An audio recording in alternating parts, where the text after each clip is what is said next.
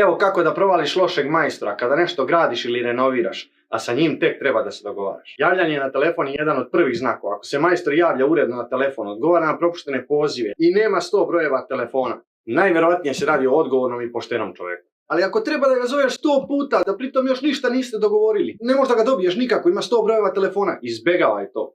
Znaj da ćeš imati problem kasnije pogotovo. Još ako uzme kaparu, ćao. Vreme dolaska radova i slično. Ako majstor ne zna kad može da radi, koje vrijeme će doći, ono fazona tipa nazovi me u sredu, nazovi me u petak, nazovi me sljedeće nedjelje i to, izbegavaj, to je kraj. Znači, odmah on nije organizovan, nema raspored radova i imat ćeš problem 100%. Komunikacija. Ako majstor ne daje jasne smjernice šta treba da se radi, izbegava da izračuna cenu u fazonu, ima tu uvijek nekih nepredviđenih troškova, vodi računa, to je jedan od najvećih problema. To su obično ljudi koji ne drže do svoje riječi, a kamoli vaši. I uvijek ćete doći u situaciju, pa ja sam to već rekao sam će biti nepredviđen.